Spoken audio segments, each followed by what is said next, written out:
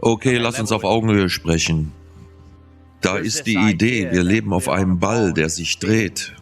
Und wir reisen mit einer unvorstellbaren Geschwindigkeit durch den Weltraum. Du kannst es nicht messen oder wiederholen oder beobachten. An dem Punkt wird es zu einer Religion. An was hältst du da fest? Kümmert es dich, was andere Leute denken? Machst du dir Sorgen darüber, was deine Freunde und deine Familie sagen werden? Satelliten, sind es die Außerirdischen? Es gibt keine Satelliten im Vakuum des Weltalls. Satelliten sind Satellitballons. Deine Aliens, sagen wir mal, du bist ein Fan von Aliens aus dem Weltall. Wie wäre es, wenn ich dir sage, du kannst deine Aliens behalten? Sie kommen aus einem alternativen Raum, nicht aus dem Weltraum. Es sind extraterrestrische. Terrestrisch bedeutet Terrain, also Land. Also was ist es? Was hält dich auf? Du hast noch nie die Krümmung der Erde mit deinen eigenen Augen gesehen. Du spürst nicht, wie sie sich dreht. Niemals. Du konntest diese Behauptung noch nie beobachten oder messen. An diesem Punkt wird es zu einer Religion. Willst du frei werden? Was ist, wenn es Tausende und Abertausende von Kontinenten gibt? Wie wäre es, wenn es einen tatsächlichen Schöpfergott gibt, der diesen Ort zu einem bestimmten Zweck erschaffen hat und dass dies kein Zufall ist? Würde sich dein Leben dann verändern? Wir sollten alle im Überfluss leben. Wir sollten alle aus einem bestimmten Grund hier sein und lernen, lieben und leben. Und so leben wir nun auf den Ball, der zufällig durch den Urknall uns Menschen durch den Affen hervorgebracht hat? Das ist keine Art zu leben, das ist keine Art, das Leben wahrzunehmen. Du bist ein zufälliger Unfall, du hast keine Ziele. Also was hält dich ab? Schau aus dem Fenster, du siehst keine Erdkrümmung. 120.000 Fuß oder 30.000 Fuß, sie ist nirgendwo zu sehen. Also wo ist die Krümmung? Es ist Zeit, dass du aufmerksam wirst. Wach auf und werd frei.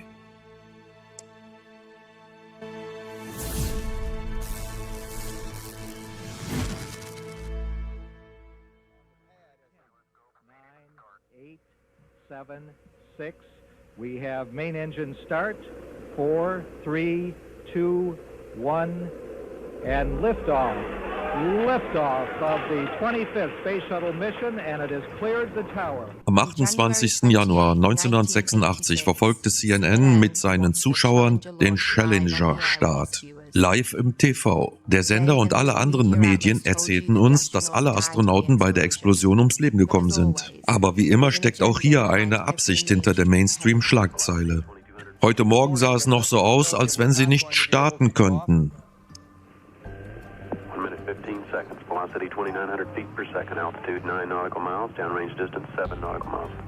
Es sieht so aus, als ob die Booster-Raketen von der Seite des Shuttles weggeblasen wurden. In einer Explosion. Die Fluglotsen hier sehen sich die Situation sehr genau an. Offensichtlich eine schwere Fehlfunktion. Der Report der Flugdynamik-Software bestätigt, das Fahrzeug ist explodiert. Nancy and I are pained to the core by the tragedy of the Shuttle Challenger. We know we share this pain with all of the people of our country. This is truly a national loss. Die 7 NASA-Astronauten, die angeblich bei der Challenger-Katastrophe 1986 ums Leben gekommen sind, starben nicht in der Explosion und leben heute zurückgezogen in den USA. Einige von ihnen sind untergetaucht und arbeiten heute in denselben Bereichen, in denen sie vor der Katastrophe tätig waren. Das geht aus den Beweisen hervor, die Ermittler gefunden haben. 6 von 7 haben sie ausfindig gemacht. In einer Welt der Täuschung ist es wirklich einfach zu sagen, diese Person ist auch diese Person. Ja, und das ist hier los und das trübt das Wasser. Aber 6 von 7 haben identische Namen und die meisten von ihnen arbeiten für Universitäten. Es waren keine Menschen in der Challenger. Das war ein Betrug, das ist von den Forschern und Reportern eindeutig bewiesen. Ermittler haben herausgefunden, dass die angeblichen Menschen in der Challenger heute noch leben. Wir erinnern uns. Der Commander, der die letzten Worte aus der Challenger sprach. Wir erinnern uns. We remember Judith Resnick. We remember Krista McAuliffe. We remember Alison Onizuka. We remember Ronald McNair. Die Menschen glauben heute immer noch, die Challenger wäre mit diesen Astronauten explodiert. Das ist nie passiert. Ja, die Challenger ist explodiert, aber die Rakete war leer. Also stell dir vor, du warst beim Start der Challenger dabei. Das war ein historischer Moment und die Rakete explodiert mitten in der Luft. Egal, ob du mit jemandem an Bord persönlich verwandt bist oder niemanden kennst, es wird ein unfassbarer emotionaler Anblick für dich gewesen sein. Damals berichtete CNN und man sagte dem Kameramann, er sollte Live-Aufnahmen von Christas Eltern machen. Und als man heranzoomte, kicherten, lachten und lächelten sie. Also wie kann jemand in diesem Moment lächeln, selbst wenn man ihnen den lustigsten Witz auf der Welt erzählt? Also guckt in ihr Gesicht. Sind das die Gesichter, wo gerade die Tochter in einem horrorhaft schrecklichen Unfall explodiert ist? Oder ist das jemand, der eine Rolle spielt, ohne zu wissen, dass er vor einer Kamera steht und an das Geld denkt, das er vielleicht dafür bekommen hat? Du kannst also jemanden, der angeblich legendär gestorben ist, direkt vor unserer Nase verstecken. Du musst ihn nur etwas weiter wegbringen, ihm einen neuen Job geben und zu behaupten, er sei jemand anderes. Du musst nicht mal seinen Namen ändern. Statistisch gesehen, dass alle auf der Challenger Doppelgänger haben, die genauso aussehen und die gleichen Namen haben und die auch heute noch existieren, ist ehrlich gesagt einfach nur lachhaft lächerlich. Da existieren also Doppelgänger mit demselben Namen und wenn du sie damit konfrontierst, werden sie sehr nervös und ihre Geschichten beginnen sich zu widersprechen und sie besitzen auch die gleichen Eigenarten. Also ehrlich, das passt alles gut zusammen. Beginnen wir mit Michael Smith, der denselben Namen trägt wie dieser pensionierte Professor von der Universität. Sind Sie Michael Smith? Professor an der Universität? Im Ruhestand? Ja, ich bin nur vorbeigekommen, weil es dieses Gerücht gibt. Ist es Ihnen bewusst, dass es im Internet ein Gerücht gibt, dass die Leute sagen, ich bin es natürlich nicht, ehrlich. Jeder, der sich meinen Hintergrund anguckt, wo ich geboren bin, ich bin es nicht. Also ich meine, es ist interessant, dass der Michael J. Smith der Astronaut war, der so ein bisschen aussieht wie ich, aber viel jünger. Nee, also wirklich nicht, wenn du dir die Gesichtserkennung genau ansiehst. Also waren Sie nicht Pilot beim Militär? Nein, nichts davon. Okay, und ich antworte nicht mehr auf die E-Mails, die ich bekomme. Ja, ich bekomme 1, 2 E-Mails im Monat. Echt jetzt? Ja, und ich habe da wirklich so einen Typ, der mich verfolgt und ich habe ihm an das FBI übergeben. Ja, ihr seht euch aber sehr ähnlich. Ihr habt denselben Namen. Ja, das mit dem Gesicht, das weiß ich, aber so sahen wir aus vor 40 Jahren. Ja, ist 40 Jahre her. Ja, vielen Dank. Michael J. Smith, das gleiche Aussehen, die gleichen Grübchen, die gleichen Zähne.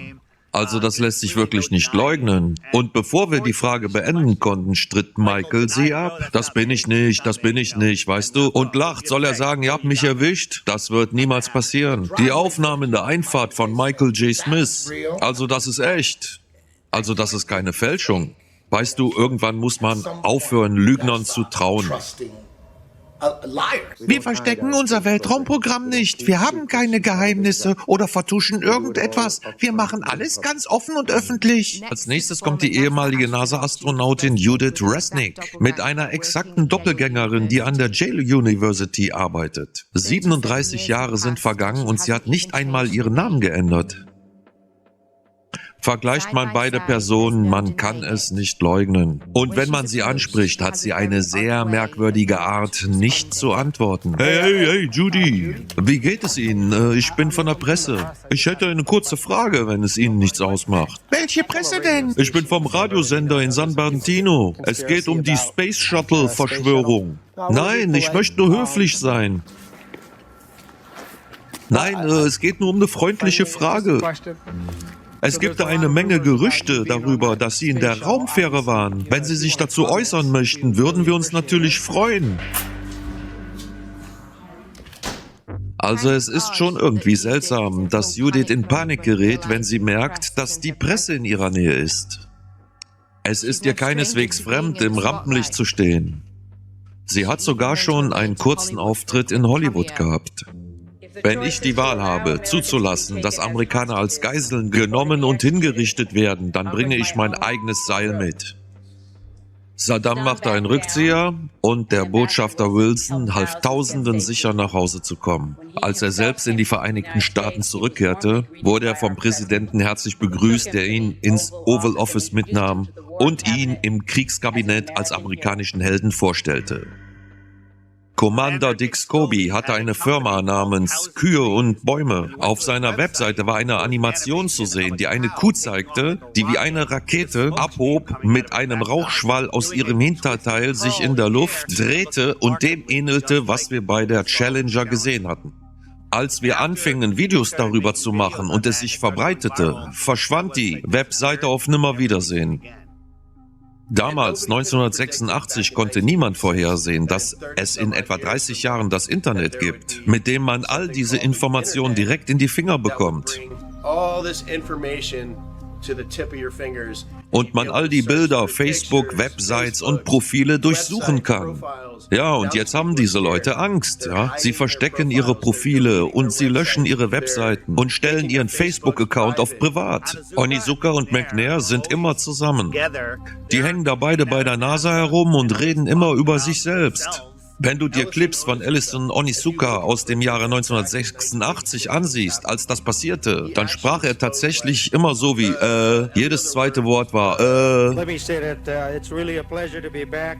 Wenn du dir die Clips anschaust, in denen jetzt sein angeblicher Bruder Claude jetzt spricht, ist es genau dasselbe. Jedes zweite Wort Allison's dream is continued to be carried on. I think we got some. We're very fortunate that I think we're ready to go fly. Thanks for being out here today. Sein Bruder ist zufälligerweise der Sprecher der Challenger-Tragödie. Warum gibt es keine Fotos von seinem Bruder, als das passiert ist? Und warum hat sein Bruder nicht bei der Beerdigung gesprochen? Der ehemalige Gouverneur Ariyoshi, der eine Geschichte über ein Bild hat, das die Challenger-Katastrophe überlebt hat. Ellison Onizuka kam eines Tages zu mir und wollte das Familienfoto mit auf die Challenger nehmen und es zurückbringen, um es anschließend zu beschriften und zu unterschreiben. Aber dann passierte der Unfall mit der Challenger und es tat mir sehr leid, Ellison zu verlieren. Aber ich habe nicht einmal an das Foto gedacht, nachdem alles andere wohl komplett zerstört worden war. Etwa 2 Monate später rief mich Lauren Onizuka an und erzählte mir, dass die NASA im Wasser die persönlichen Sachen von Onizuka gefunden hatte. Und sie sagten, dass 2 Dinge darin waren. Das eine war das Gebet eines Mönchs und das andere sein Familienporträt. Also sagte ich ihr, oh, dann muss es in einem schrecklichen Zustand gewesen sein, weil der Astronaut, der große Knall und der Ozean, das Wasser, 2 Monate lang. Sie sagte mir, nein, es ist in einem perfekten Zustand. Ich sagte, bring mir bitte das Bild und lass es mich mal angucken. In der Zwischenzeit hat die NASA das Bild bekommen und es für uns zusammengesetzt.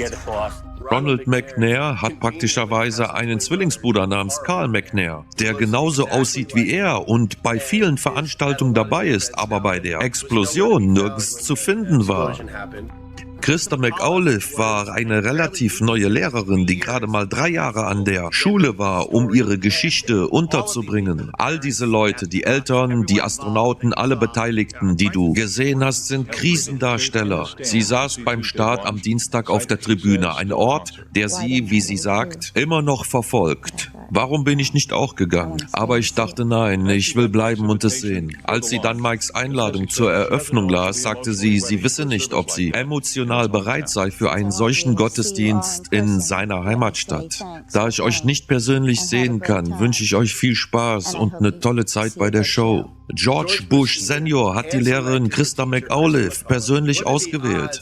Wie groß sind die Chancen, dass es 30 Jahre später eine Professorin an der Syracuse Universität gibt, die Sharon McAuliffe heißt? Ich kann es immer noch nicht glauben, dass ich tatsächlich in dieses Shuttle steigen darf. Es scheint einfach nicht möglich zu sein. Christa McAuliffe wurde gefragt, ob sie irgendwelche Ängste vor ihrem Space Shuttle Flug hatte. Die Menschen haben wirklich das Gefühl, dass die Raumfahrt jetzt sicher ist. Nicht mehr das Gefühl, dass irgendwas explodieren oder passieren könnte. Zum jetzigen Zeitpunkt habe ich das Gefühl, dass es mir gut gehen wird, dass ich gut da hochfliegen werde. Und wo ist Jarvis? Wie kommt es, dass wir ihn nicht gefunden haben? Die einfache Antwort ist, dass er eines natürlichen Todes gestorben sein könnte, durch einen Herzinfarkt oder einen Autounfall 3, 4, 5 Jahre später. Das alles ist eine psychologische Operation, um zu rechtfertigen, dass man nicht mehr ins Weltall fliegt, um an deine emotionalen Gefühle zu appellieren. Stellst du das in Frage, werfen sie dir vor, unmoralisch zu sein. können. Und wenn du nachforschst, stellst du fest, alle Astronauten leben noch. Im Grunde also eine staatliche Version des Zeugenschutzes für die NASA. Unsere Nation hielt vor den Fernsehgeräten eine Mahnwache. In einem grausamen Moment verwandelte sich unsere Freude in Entsetzen.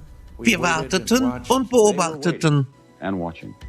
Als sie die Explosion sahen, herrschte Verwirrung, war etwas nicht in Ordnung. Der Schulleiter und die Lehrer waren sich auch nicht sicher. Doch dann wurde es still, als der Schrecken ihnen bewusst wurde.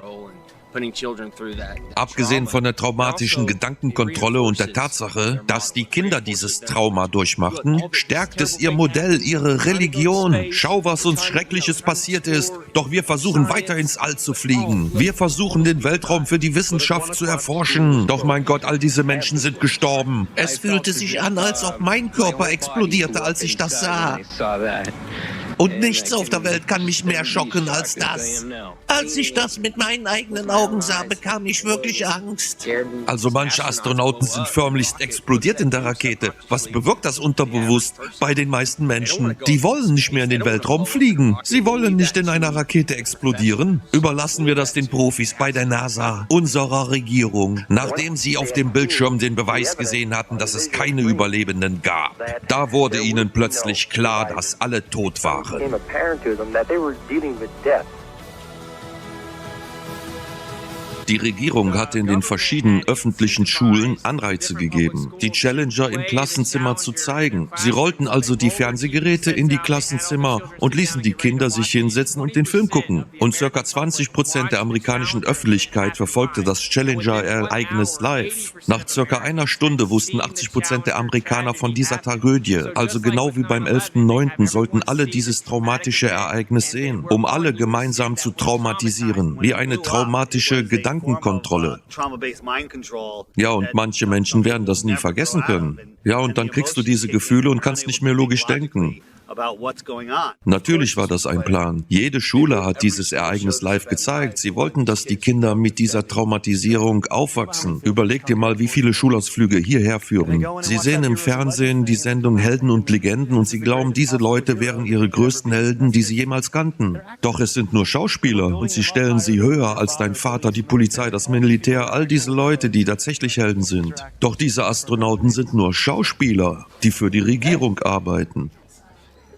Hallöchen. Hi. Hier würde ich gerne Unterschrift drauf haben, wenn das in Ordnung ist. Mein Name ist Justin.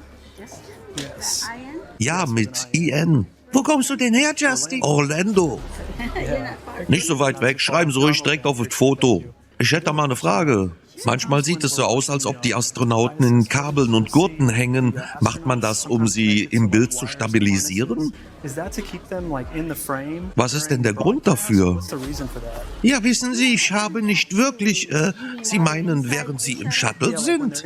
Nee, auf der ISS während eines Live-Interviews. Da sieht man, dass die irgendwie an den Gürteln ziehen, um sie wieder stabil zu bekommen. Ich wette, ich habe das persönlich noch nie gesehen. Oh, echt jetzt? Ja, ich weiß, die versuchen schon ruhig zu bleiben, während sie mit jemandem reden. Ja, und am Ende machen sie dann immer einen Salto rückwärts, ne? Ja, genau. Ja, ich habe schon mal gesehen, wie einer so einen Salto gemacht hat und es sah aus, als hätte er sich den Fuß eingeklemmt, aber da war gar nichts. Ich wusste nicht, dass da irgendwas ist, was sie in Position hält. Sowas hatten die noch nie. Ah, okay. Die haben wohl mit der Zeit gemerkt, dass es schwer ist, still stehen zu bleiben. Die haben sich was einfallen lassen. Hätten Sie gedacht, dass die Öffentlichkeit mal herausfinden würde, dass alle Weltraumspaziergänge unter Wasser stattgefunden haben? Haben Sie einen Kommentar dazu? Nun, wir trainieren unter Wasser. Ah, okay, nur Training? Nur Training. Die meisten Menschen haben keine Ahnung, dass sich die ISS in einem Unterwasserlabor mit neutralem Auftrieb in Houston, Texas befindet. Die ISS Space Station Aufnahmen, mit denen sie uns täuschen, finden nicht mit 17.500 Meilen pro Stunde über deinen Kopf statt. Das wurde alles hier auf der Erde gefilmt. Eine exakte Nachbildung der ISS unter Wasser. Etwa Zufall? Das ist ein ziemlich einfacher Vorgang. Du filmst deine Szenen unter Wasser und entfernst den Wasserhintergrund und fügst stattdessen eine Erdschicht als Hintergrund ein. Was auch der Grund dafür sein dürfte, dass wir aus dem Weltraum nur statische Kameraaufnahmen zu sehen bekommen. Die Kameras schwenken nicht herum, sondern sind meistens immer auf einen Punkt ausgerichtet.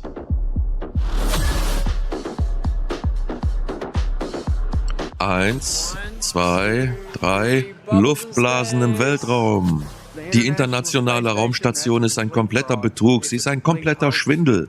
Ich glaube nicht, dass die Astronauten dort oben sind und das alles machen. Jedes Mal, wenn sie eine Live-Übertragung uns aus dem Weltall präsentieren, passiert irgendein Fehler, eine falsche Verkabelung oder irgendeine Störung. Man sieht, wie sie buchstäblich an Schnüren hochgehalten werden. Kabel, computergenerierte Bilder, Augmented Reality, verbunden mit all möglichen Problemen. Da haben sie immer diese Frauen mit den ganz langen Haaren. Das wäre niemals erlaubt. Sie sprühen sich buchstäblich Haarspray ins Haar, damit es so aussieht, als ob sie in der Schwerelosigkeit schweben. Die internationale Raumstation, die von denselben Leuten gebaut wurde, die 6 Mondlandungen gefälscht haben. Ist ja klar, dass ich denen alles glaube, ne? Ja, ich weiß nicht genau, wie sie das alles machen. Vielleicht filmen sie das alles in Flugzeugen, mit denen man Schwerelosigkeit simuliert. Ich weiß nicht genau, wie sie das machen, aber ich glaube nichts davon. Es sieht aus wie ein Haufen Greenscreen-Aufnahmen. Die Raumstation ist ein seriöser Ort.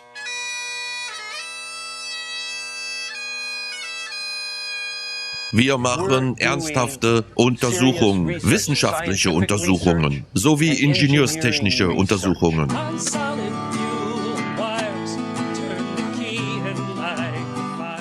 Wir rennen in Gorilla-Kostümen herum und fliegen 17.500 Meilen pro Stunde. Angeblich gibt es dort oben Mikrometeoriten und andere Satelliten. Sie könnten also jede Sekunde sterben, aber die rennen da herum und spielen mit Wasser. Und behaupten, dass sie Salat anbauen. Und ich liebe dieses Video, weil es aussieht wie eine Animation, das irgendeiner gemacht hätte. Doch es ist tatsächlich eine Videoaufnahme vom Space Shuttle. Es wurde nur ein bisschen beschleunigt. Ich habe hier ein kleines Video, das ist circa 4 Minuten lang. Das ist die Space Station, ich liebe es. Das ist keine Animation, sondern ein Film der Raumstation, gemacht vom Space Shuttle. Und das ist echt, es ist keine Animation. Ja, es sieht aus wie eine Animation und ich bin sehr stolz darauf, dass es tatsächlich ein echter Film ist. Es ist kein Videospiel. Da leben Menschen. Ja, ich weiß, das sieht aus wie eine Animation, aber es ist in Wirklichkeit richtig echt. Ich liebe dieses Video, weil es aussieht wie eine Animation. Aber es ist echt. Die Menschen können all diesen Mist sehen.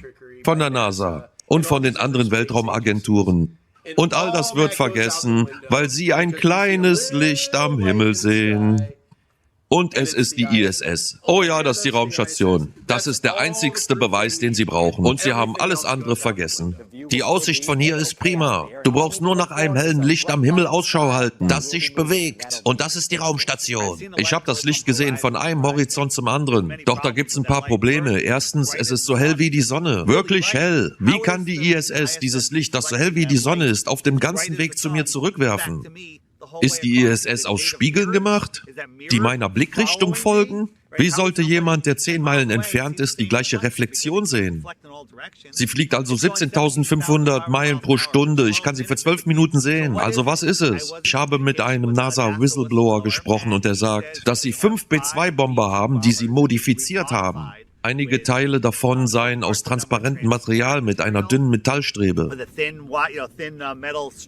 die man nicht wirklich sehen kann. Und die ganze Unterseite wurde mit LEDs überzogen, damit sie der Farbe der Sonne entspricht. Sie nutzen sie auch auf ihrer Basis in Alaska. Wo die andere war, habe ich vergessen. Ja, und die wechseln sich ständig ab.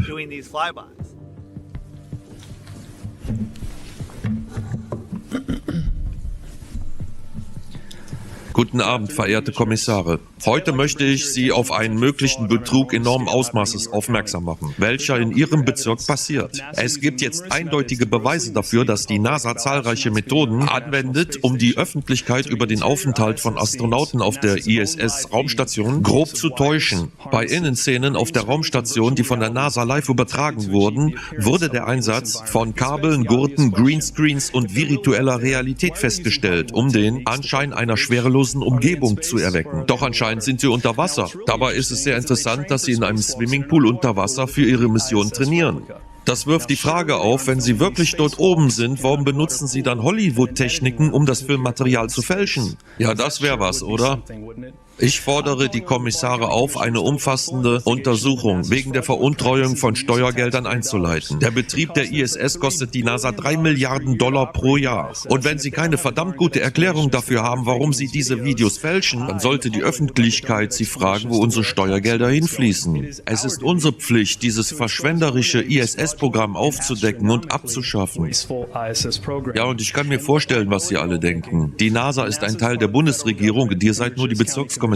Selbst wenn es wahr ist, was ich sage, was könnt ihr tun? Aber ich möchte Sie daran erinnern, dass dies nicht nur in Ihrem Bezirk passiert. Als Beamte haben Sie die Möglichkeit, eine Erklärung abzugeben oder eine Pressekonferenz abzuhalten, um die Öffentlichkeit sowie die Landes- und Bundesbehörden zu alarmieren und weitere Ermittlungen einzuleiten. Sie haben die Macht, ein Gespräch zu beginnen. Ich freue mich auf den Tag, an dem das 3 Milliarden Jahresbudget für unsere Veteranen, Obdachlose oder die psychische Gesundheit, von der die junge Dame gerade gesprochen hat, und für die Wiederbelebung von Rival Country verwendet wird. Flacherdler sind aufmerksam, wir achten auf die NASA und auf SpaceX. Die meisten Menschen tun das nicht, aber sie verteidigen es trotzdem. Sie verteidigen es und haben dabei keine Ahnung, wie groß der Radius der Erde sein soll. Sie haben keine Ahnung, wie weit die Sonne laut der NASA entfernt sein soll. 93 Millionen Meilen. Wie weit ist die Sonne entfernt? Oh, ich weiß es nicht. Einige Millionen. Die meisten haben keine Ahnung davon, aber sie verteidigen es bis zum Tod. Weißt du, wenn du einmal anfängst aufzupassen und aufgeschlossen bist, dann fällt's dir auf.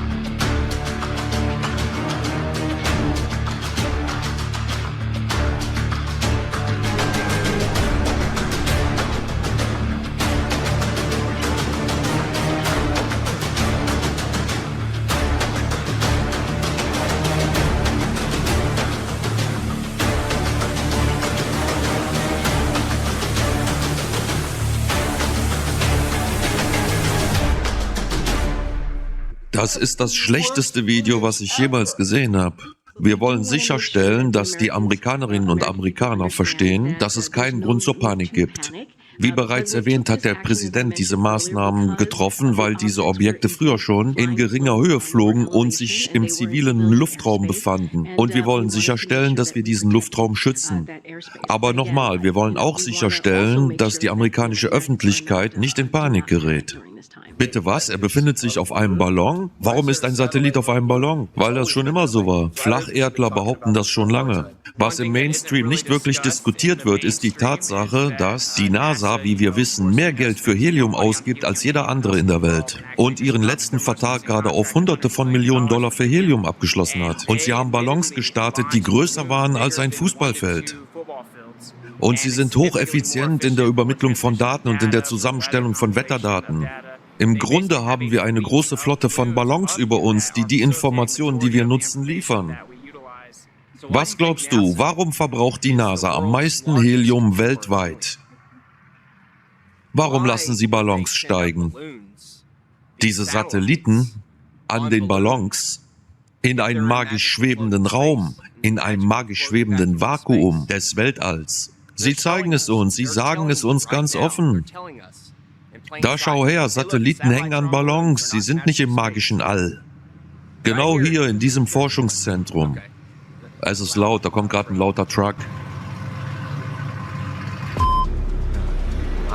Yeah, I know they're gonna make the Okay.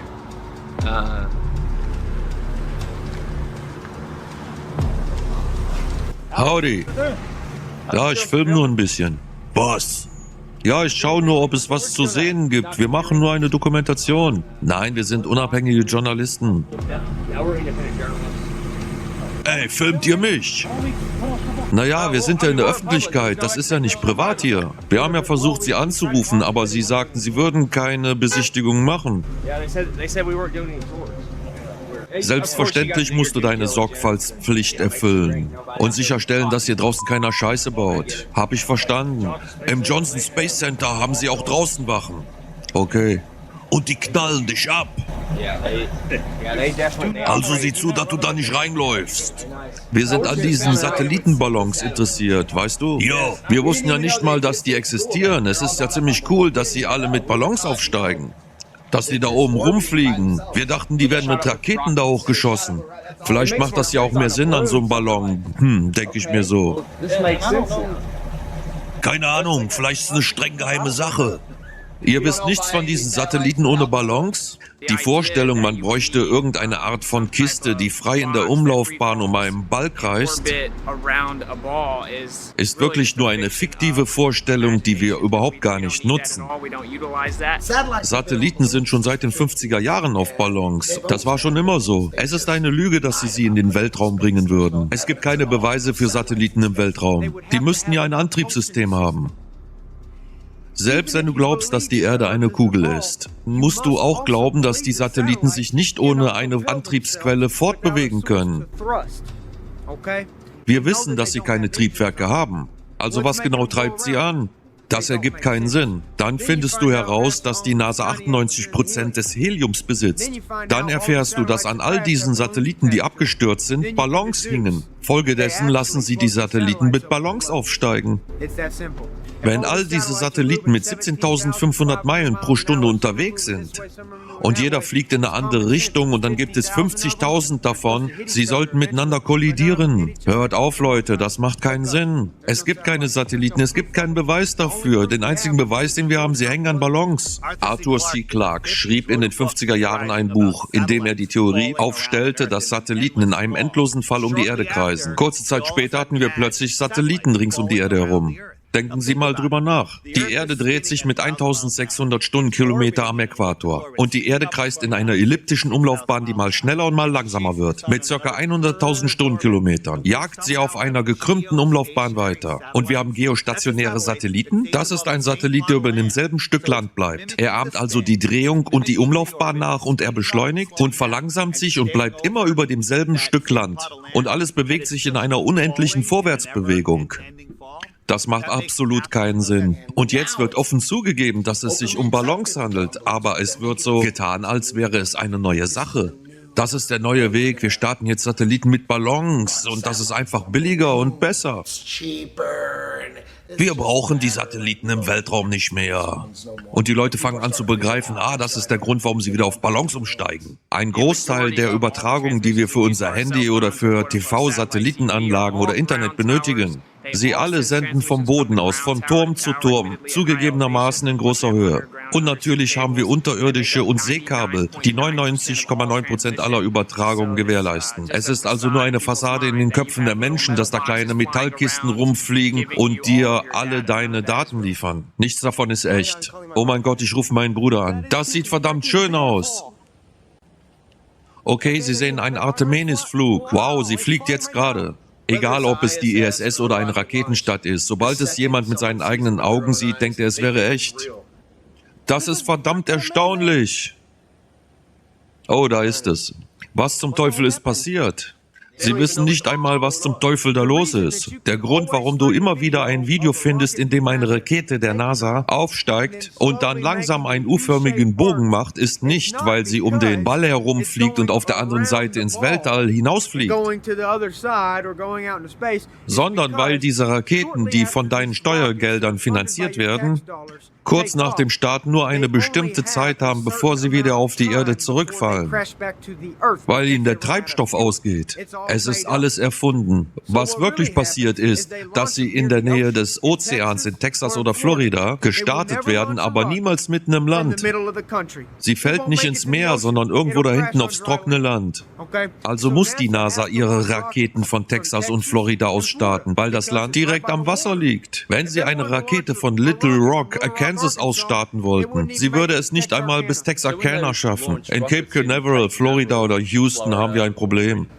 Houston, wir haben ein Problem. Ja, das Problem ist, dass man nicht am Firmament vorbeikommt.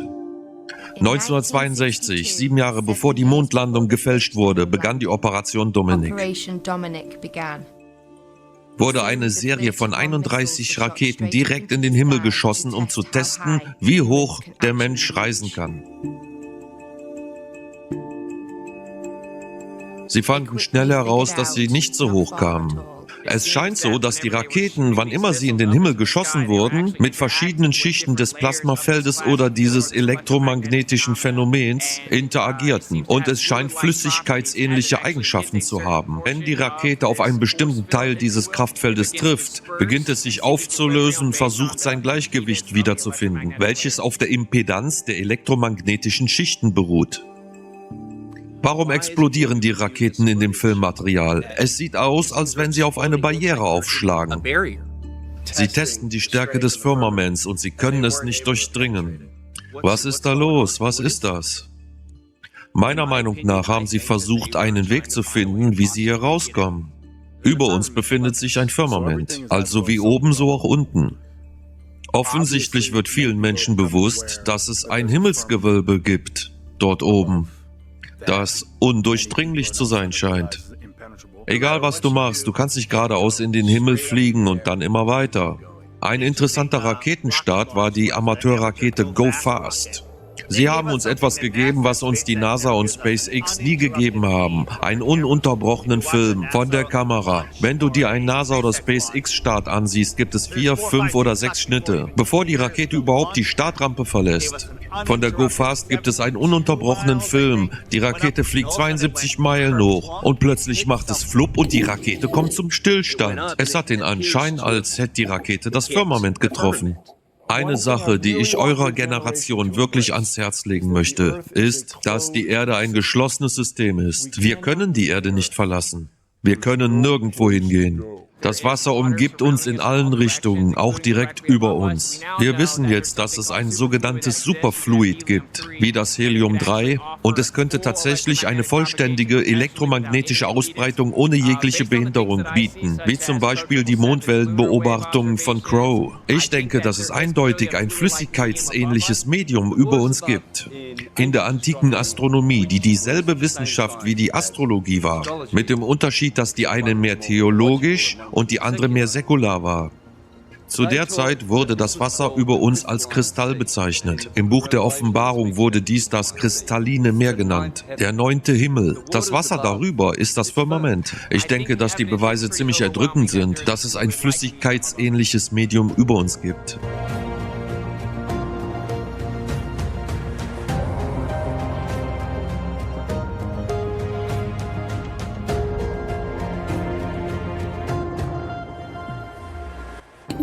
Was ich dir mit Sicherheit sagen kann, ist, dass das Wasser darüber eben ist, weil jedes Wasser sich waagerecht ausbreitet. Ich glaube, das ist die nächste Welle der Erleuchtung. Immer mehr Menschen erkennen, dass das, was oben ist, auch unten ist. Und der einzige Weg, wie wir nach oben oder nach unten kommen können, ist der Weg, nach innen zu gehen und unsere eigene Frequenz darauf abzustimmen, was uns die ganze Zeit durchströmt und durchdringt. Wer weiß, vielleicht gibt es eine Art Firmament, Eine Art Firmament und wir sind unter Wasser. Wir können unter Wasser sein. Vielleicht gibt es Wasser oberhalb des Firmaments. Genau das könnte der Grund sein, warum der Himmel blau ist. Weil das Firmament das Wasser zurückhält. Wie oben, so auch unten. Gottes Thron sitzt nicht auf einer konvexen, dummen Schneekugel. Das Firmament, das Wasser oben, wo er das Wasser unten von oben trennte, ist flach. Das ist die Ebene des Himmels. Der Himmel scheint sich nur zu krümmen, genau wie der Boden. Es gibt keine Krümmung im Himmel und es gibt auch keine Krümmung auf der Erde.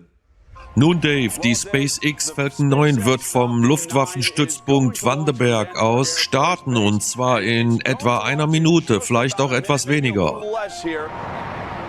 Sieh dir nur die Spur an, die sie hinterlässt.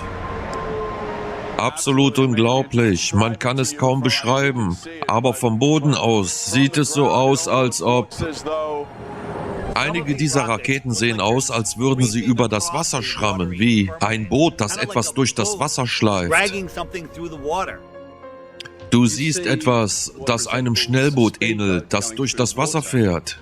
Du siehst, wie die Rakete auf dem Firmament aufschlägt und dann explodiert und an der Oberfläche des Firmaments entlang gleitet.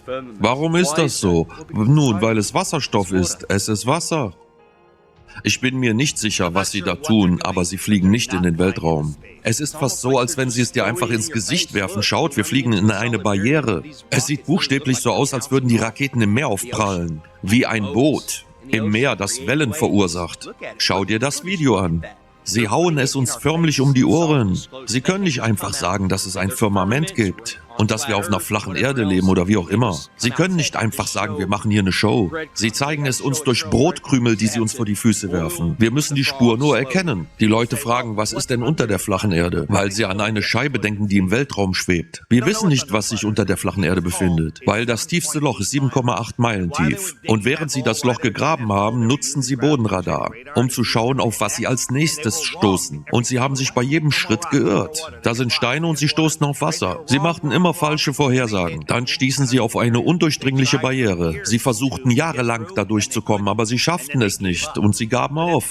Und trotzdem gibt's irgendwie so ein Schaubild, was uns den Querschnitt der Erde zeigt. Ja, und die nächsten 4000 Meilen wissen sie genau, was dort ist. Aber das haben sie bei den ersten 7,8 Meilen noch nicht mal geschafft. Also woher wollen sie wissen, was auf den nächsten 4000 Meilen kommt? Und jeder kennt das Schaubild von dem geschmolzenen Erdmagnetkern. Aber auch hier werden wir für dumm verkauft, weil jeder Magnet verliert seine Magnetkraft, wenn er erhitzt wird und schmilzt.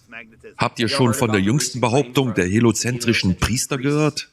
Die sagen, dass der Kern aufgehört hat, sich zu drehen und sich jetzt in die entgegengesetzte Richtung dreht. Was dann das nächste Chaos sein wird. Heute Morgen erfahren wir von einer Verschiebung des Erdkerns.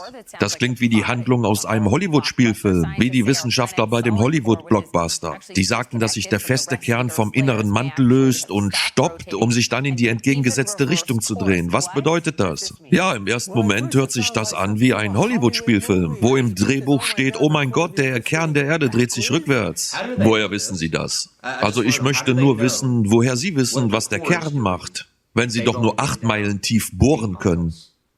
Also wie ist das möglich?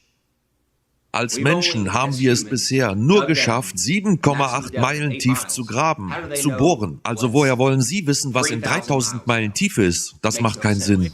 Wenn du dir ein Magnetfeld auf einer Ferrell-Zelle ansiehst, gibt es etwas, das man die Trägheitsebene oder die Blockdomänenwand nennt. Das ist der Ort, wo wir uns hier befinden. Wir leben innerhalb eines Magnetfeldes. Und wir können uns nur so weit nach unten bewegen, bis die Energie oder das Magnetfeld auf uns zurückwirkt. Also wir wissen, das tiefste Loch, was man je gebohrt hat, war ca. 7,8 Meilen tief, etwa wie die tiefste Stelle im Meer. Also so wie ich es sehe, lebst du auf der Trägheitsebene des Magnetfeldes, wodurch sich alle Himmelserscheinungen perfekt in den Toroid einfügen. Und natürlich ist diese ganze Idee, dass es einen magnetischen Magnetkern aus Nickel und Eisen gibt, der sich mit einer anderen Geschwindigkeit als die Erde selbst dreht, ist eine komplette Fiktion, die aus seismischen Aktivitäten und Spekulationen besteht. Und wenn man genauer hinsieht, stellt man fest, dass das Magnetfeld durch sogenannte sogenannte Konvektionsströme entsteht, das Dynamo-Modell. Das geomagnetische Feld aus dem Erddynamo-Modell ist eigentlich ein symmetrisches Magnetfeld, das vom Kern ausgeht, da dieser eine Kugel ist. Also hätte man im Norden und Süden das gleiche Magnetfeld. Aber die Beweise zeigen, dass es überhaupt nicht symmetrisch ist. Und im Süden ist das Magnetfeld bis zu 30% schwächer. Es gibt eine sogenannte Südatlantik-Anomalie, die zeigt, dass das Magnetfeld nicht zu 100% durch einen symmetrischen Dynamo-Effekt verursacht wird. Wenn du dir das Dynamo-Modell genauer ansiehst, gibt es etwa 50 Fragen, die unbeantwortet geblieben sind.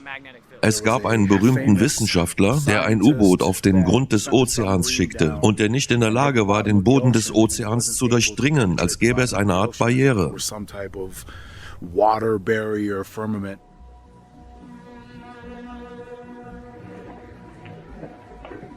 Einer der seltsamsten Orte auf dem Meeresboden wurde erst Ende der 90er Jahre entdeckt.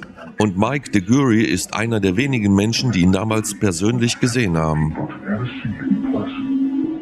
Also eins der erstaunlichsten Dinge, die ich jemals auf dem Meeresgrund gesehen habe, das war während der Dreharbeiten für Blue Planet im Golf von Mexiko. Ich bemerkte da etwas vor mir, aber ich konnte nicht genau sagen, was es war.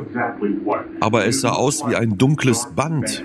Und als wir uns diesem dunklen Band näherten, wurde aus dem dunklen Band ein Donut. Und als ich diesen Donut sah, war er tiefschwarz in der Mitte. Was zur Hölle ist das?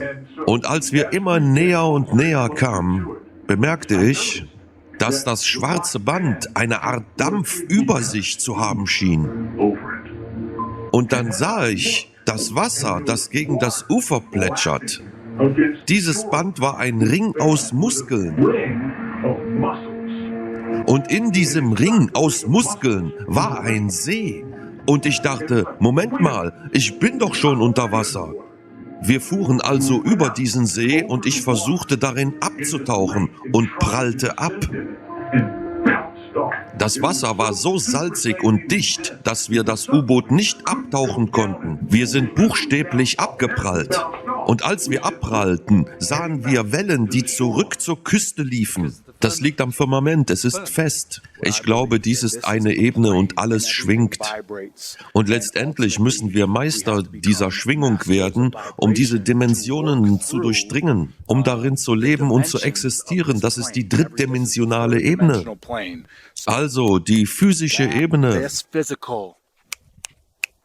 Physisch. Physisch. Das ist die physische Ebene. Wenn wir jetzt unsere Augen schließen und uns dann etwas vorstellen, dann erkennt unser Gehirn nicht den Unterschied zwischen einem Gedanken und der tatsächlichen Realität. Deshalb bekommt man schon als Kind beigebracht, was die Schwerkraft ist. Das macht man, weil du als kleines Kind alles glaubst, was du hörst. Sie erzählen uns, dass die Schwerkraft von einem Mann namens Isaac Newton entdeckt wurde. Als er 23 Jahre alt war, hatte er bereits die Schwerkraft entdeckt. Ein ausgebildeter Mathematiker, der die Trigonometrie erfunden hat. Und ich sagte jetzt, nichts davon ist wahr. Gravitation ist nur eine Theorie, eine Entschuldigung. Wirklich, das ist ganz einfach. Wenn da eine Kraft ist, die so stark ist, dass sie alle Ozeane auf dem Planeten hält, dann müssten wir alle am Boden kleben. Weißt du, die Kraft kann Wolkenkratzer, Panzer und Schiffe an sich binden. Aber ein Heliumballon fliegt einfach weg oder Rauch steigt einfach auf. Sollte nicht alles wie ein Magnet am Boden haften. Wenn es da eine Kraft gibt, die die Ozeane und Meere an sich bindet, das macht alles keinen Sinn. Wenn du dich mit Gravitation beschäftigst und du versuchst zu beweisen, dass sie existiert, dann findest du heraus, es gibt keine Beweise dafür und dass es nur Beweise für Dichte, Auftrieb und Elektrostatik gibt. Elektrostatik ist eine bewiesene Sache. Wir alle wissen, dass positive und negative Teilchen sich gegenseitig anziehen. Die Erde hat also eine neutrale oder negative Ladung. Alles darüber hat eine positive Ladung und wird von der Erde angezogen. Alles, was existiert, ist elektrisch. Auf der ganzen Welt gibt es nichts, was nicht elektrisch wäre. Sie ist die verbindende Kraft, die alles zusammenhält und auf dieser Grundlage sucht alles nach einem Gleichgewicht. Alles versucht also einen Zustand der Ruhe zu finden, der also auf einem elektrischen Phänomen oder seiner elektrischen Natur in der Umgebung, in der wir leben, beruht. Wenn du dich näher damit beschäftigst, stellst du fest, dass die Elektrostatik im kleinsten Maßstab wesentlich stärker ist als die Schwerkraft, von der behauptet wird, dass sie stärker wäre. Doch die Elektrostatik ist viel stärker, genau gesagt 10 hoch 36. Einfach ausgedrückt ist also alles, was existiert, elektrisch. Alles, was zu Boden fällt oder nicht, sucht sein Gleichgewicht auf der Grundlage der Elektrostatik. Wir können das sogar testen. Wir können einen sogenannten Corona-Motor verwenden und wenn wir die Elektrostatik manipulieren, können wir Dinge zum Schweben bringen. Wir können Dinge nach oben oder unten bewegen und wir können sogar die Geschwindigkeit ändern, mit der sie nach unten gehen. Wir können auch das Gewicht eines Objekts verändern, indem wir die Elektrostatik manipulieren. So funktioniert auch aktuelle Wissenschaft. Wenn du ein Experiment durchführst, das dir zeigt, was die Ursache für den Effekt ist, dann kannst du die Elektrostatik manipulieren und den Effekt der Aufwärtsbeschleunigung hervorrufen, der gemeinhin als Schwerkraft bezeichnet wird. Natürlich habe ich noch nie einen Test gesehen, bei dem die Raumzeit manipuliert wurde. Und du wirst das auch nie sehen, weil es das nicht gibt. Jeder denkt, dass der Grund für das Fallen von Dingen die Schwerkraft ist, aber in Wirklichkeit ist alles, was existiert, elektrostatisch. Wenn also etwas zu Boden geht, dann sucht es das Gleichgewicht. So kommen die Dinge zurück in ihre Balance, wo sich ihre Ladung auflöst und über den Boden verteilt. Wir haben also eine positive Ladung in der Luft und eine negative Ladung auf der Erdoberfläche oder auf dem Boden, weshalb man auch Erdung sagt. Dann haben wir eine positive Ladung eingeführt, die dann zum Boden zurückging, um ein Gleichgewicht herzustellen. Die Erkenntnis daraus ist, dass feuchte Objekte, die zu Boden fallen, genau das tun. Sie gehen aufgrund der elektrischen Kräfte zu Boden und suchen in der Erdung das Gleichgewicht, die Balance. Das wussten wir schon in den 50er Jahren oder sogar noch früher. Und das ist alles im Verborgenen geblieben, denn wenn die Menschen freie Energie hätten, sich frei bewegen und forschen könnten, würden wir herausfinden, was dieser Ort ist. Wir würden unsere Position in dieser Welt herausfinden, denn das ist das Allerwichtigste. Warum verstecken Sie die flache Erde? Was ist Ihr Motiv? Warum? Und das Motiv ist, uns zu verdummen, nicht zu wissen, wer wir sind, nicht zu wissen, wo wir sind, nicht zu wissen, welche Macht wir wirklich haben und keine Freiheit besitzen. Deren ultimativer Masterplan besteht also darin, eine Invasion von Außerirdischen vorzutäuschen. Ich glaube, eine der größten Befürchtungen der Globusgläubigen ist, dass wir ihnen die Aliens und ihre Sternenkriege wegnehmen. Wir wissen, dass Außerirdische seit Beginn der aufgezeichneten Geschichte sich hier auf der Erde aufgehalten haben. Ich habe selbst mehrfach UFOs gesehen, seit ich 18 Jahre alt war. Circa 7 Mal habe ich UFOs gesehen. Ich weiß, dass es ein sehr reales Phänomen ist. Was hat es auf sich mit dem geheimen Weltraumprogramm? Ich nenne es das geheime Antriebsprogramm. Sie benutzen schon Elektrostatik und andere Technologien, um sich fortzubewegen. Vielleicht beziehen sie die Energie sogar direkt aus der Luft. Ich glaube, es war Reagan und seine berühmte Rede bei den Vereinten Nationen, in der er davon sprach, dass die Welt zusammenkommen muss, um sich einer universellen Bedrohung zu stellen. Vielleicht brauchen wir eine universelle Bedrohung von außen, damit wir diese gemeinsame Grenze erkennen. Gelegentlich denke ich daran, wie schnell unsere weltweiten Unterschiede verschwinden würden, wenn wir einer außerirdischen Bedrohung gegenüberständen, die unsere Welt von außen bedrohen. Sie wussten schon damals, dass dies der beste Weg ist, um alle dazu zu bringen, sich in einer Weltregierung zu vereinen. Wenn diese Welt plötzlich von einer anderen Spezies bedroht würde, Von einem anderen Planeten. draußen im Universum, würden wir all die kleinen lokalen Unterschiede zwischen uns und unseren Ländern vergessen. Und wir würden ein für alle Mal herausfinden, wer wir wirklich sind. Nämlich Menschen, und wir müssen hier alle zusammen auf der Erde leben. Ja. Aber ich glaube, wir können so lange nicht warten. Bis irgendwelche Aliens aus dem Weltall kommen und uns bedrohen. Aber ich glaube, dass wir bei so einer tollen Vorlage von mir das gemeinsam realisieren können. Wir haben einige Aufnahmen von einer fliegenden Scheibe in einem Hangar bekommen. Der Codename für das Projekt ist El Key und es ist für Menschen gemacht. Wir haben den verantwortlichen Wissenschaftler gefragt, welches Antriebssystem das Raumschiff verwendet, aber er wollte keine Informationen darüber preisgeben. Diese Informationen seien geheim. Wie viel davon von Menschen gemacht wurde oder was du darunter verstehst, ja, wer weiß das schon.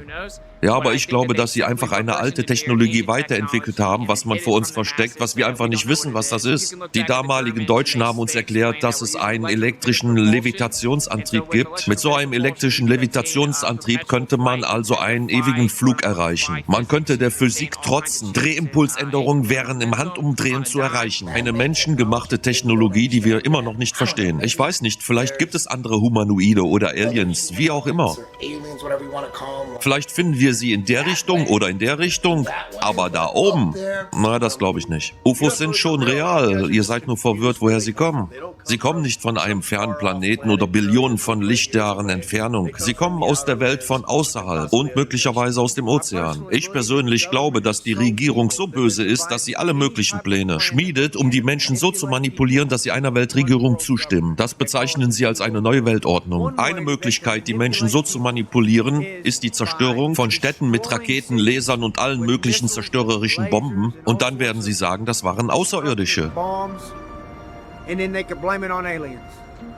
Ja, sie könnten uns verkaufen, dass Außerirdische kommen, obwohl es in Wirklichkeit unsere eigene Regierung ist. Wir Menschen haben es rückwärts entwickelt. Wir wissen, dass unsere Regierung diese Technologie besitzt. Sie faken die Alien-Invasion, sie bekommen die neue Weltordnung, was immer sie wollen. Sie dachten, die Covid-Lockdowns wären schlecht. Wir haben herausgefunden, dass sie uns über alles belogen haben, um eine Agenda der totalen Kontrolle durchzusetzen. Wir sind näher am Dritten Weltkrieg als jemals zuvor und all das andere Zeug.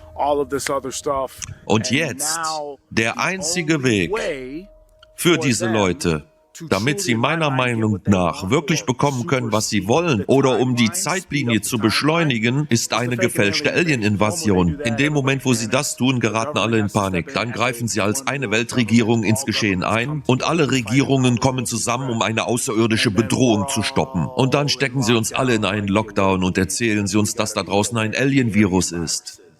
Ich meine, wir haben ja schon Angst vor der Grippe.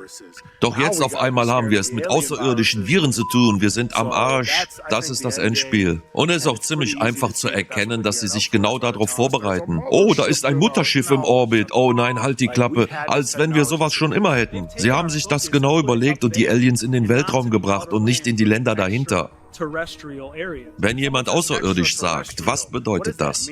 Es bedeutet Land außerhalb. Also ich glaube, dass die Welt um einiges größer ist, als wie wir das bisher wissen. Also diese Wesen reisen also aus Millionen von Lichtjahren Entfernung hierher. Ich glaube, sie lassen uns nicht hinter die Antarktis reisen. Also sie lassen uns nicht hinter die Antarktis. Meine Lieblingsserie auf der Welt ist Attack on Titan. Ich glaube, dass sie uns durch die Serie zeigen wollen, dass es noch mehr Land gibt, als wir glauben. Wenn es da draußen noch mehr Land geben würde, wo wir leben könnten, warum bezahlen wir dann $1.500, um in so einem Haus zu leben? In Kalifornien zahlen die Leute $3.000 bis $4.000 im Monat Miete. Also warum sollten wir das tun, wenn die ganze Welt in Texas leben könnte? Doch in Wirklichkeit gibt es viel mehr Land, andere Plätze. Das macht natürlich viel mehr Sinn. Dieses Konzept, diese Idee, dieser Glaube, wie auch immer du es nennen willst, kann bestehen bleiben. Das alles kannst du auch auf einer flachen Erde haben. Ich glaube wirklich, dass die Regierung noch mehr Land versteckt. Es könnte Tausende von Kontinenten geben. Es gibt definitiv mehr als 7. Da verwette ich mein Leben drauf. Bleib locker. Das ist nur ein visuelles Konzept, obwohl das wissenschaftlich möglich ist. Es gibt fortschrittliche Flugzeuge, die unglaubliche Dinge tun können und unglaubliche Geschwindigkeiten erreichen können. Aber das haben wir, um diese Welt damit zu erkunden, nicht den wissenschaftlich unmöglichen Weltraum. Kleine grüne Männchen, die herumlaufen und Menschen entführen, das ist die Hollywood-Mainstream-Erzählung. Es gibt unterirdische Höhlen, unterirdische Städte, tief unter der Erde, liegende Militärbasen, Dämme, alle möglichen Arten von Netzwerke unter der Erde. Denk an all die unterirdischen Basen. Denk an die Millionen und Abermillionen und Billionen von Dollar, die in schwarze Projekte fließen. Ich meine, das ist eine komplett andere Industrie. Die NASA, keiner weiß, was die NASA macht. Unabhängig davon, ob es sich um einen Scherz der Regierung handelt, um Angst und Kontrolle zu verbreiten, um uns unsere Rechte zu nehmen. Wenn es sich zum Beispiel um das Projekt Bluebeam handelt, solltest du wissen, dass diese Fluggeräte nicht aus dem oberen Weltraum kommen, aus dem magischen Vakuum. Sie kommen aus dem alternativen Raum, nicht aus dem Weltraum. Also diese Extraterrestrischen kommen aus dem alternativen Raum und nicht von dort oben. Da ist ein Firmament, das zeigen sie dir täglich, wie Raketen davon abprallen, wie auf Wasser.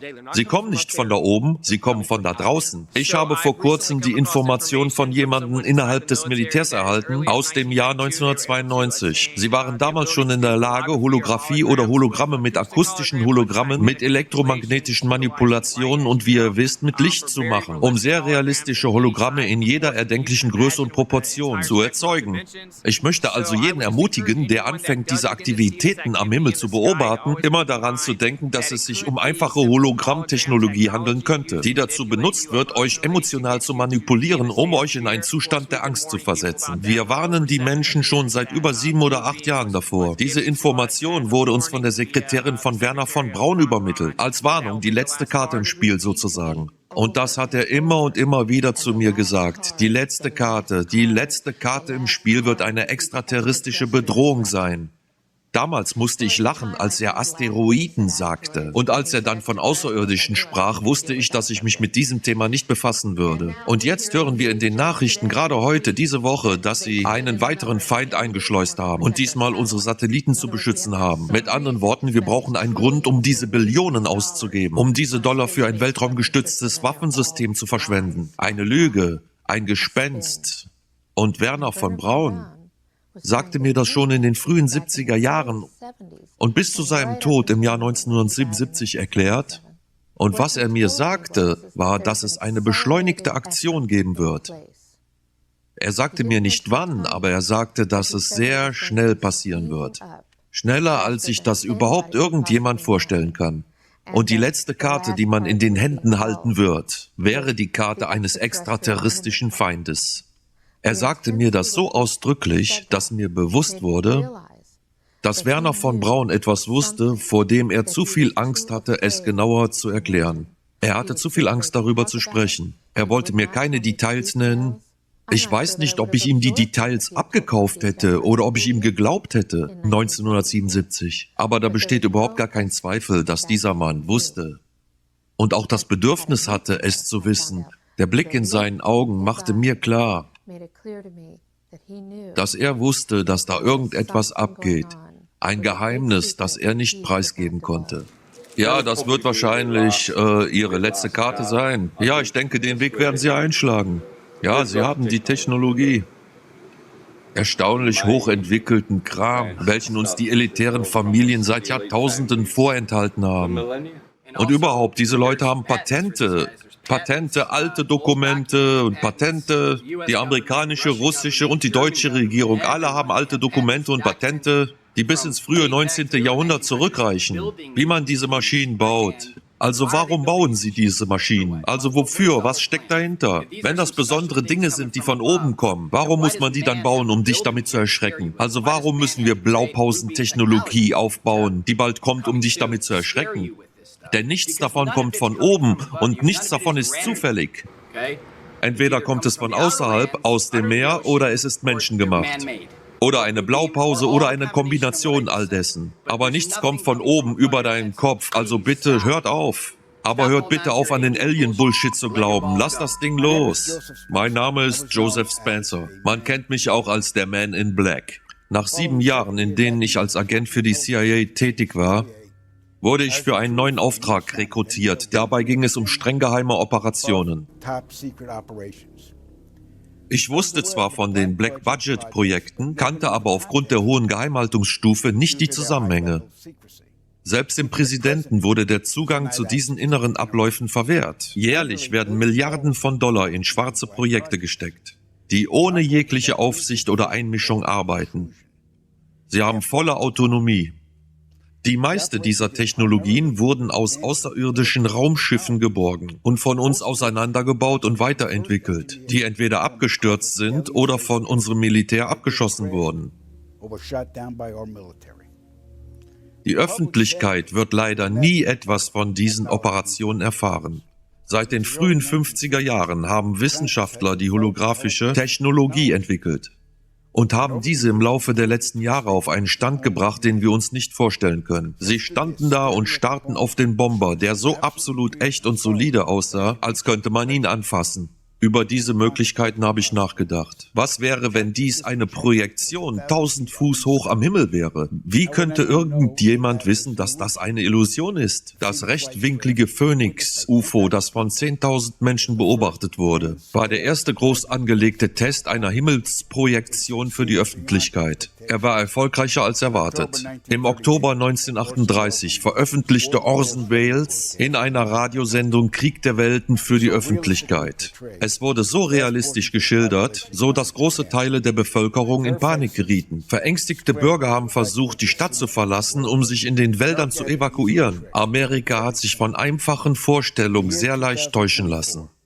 Im Jahr 2024 wird die Welt Zeuge von einer massiven Alien-Invasion. Tausende von holographischen außerirdischen Kriegsschiffen werden am Himmel erscheinen und die Menschen in Panik versetzen. Echte Militärschiffe werden in den Hologrammen stecken und den umliegenden Gebieten echten Schaden zufügen, um die Lüge zu verkaufen. Darauf wird überall ein Chaos ausbrechen und daraus wird sich sofort die eine Weltregierung bilden, ohne dass die Menschen Widerstand leisten werden.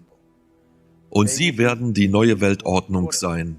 Wenn es soweit kommen sollte, dann werden wir Bürger dieser Welt verflucht sein. Dann trifft uns Versklavung und ein globaler Holocaust. Und in diesem Sinne besteht die einzigste Hoffnung für die Rettung der Menschheit darin, das Wissen über diese Aktivitäten und Pläne zu erwerben und zu verbreiten. Leistet Widerstand, schlagt zurück und besiegt so diesen imposanten Feind. Es wird jetzt Zeit. Es wird jetzt Zeit. Es wird jetzt Zeit.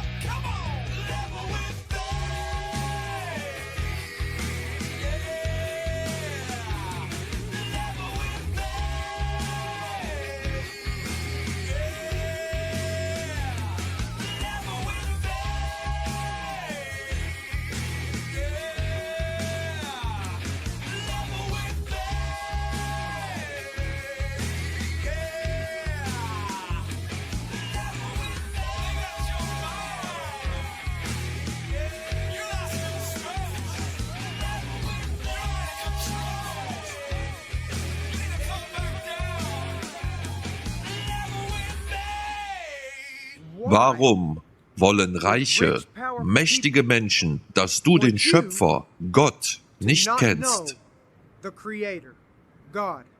Weil ein Mann Gottes nicht kontrolliert werden kann.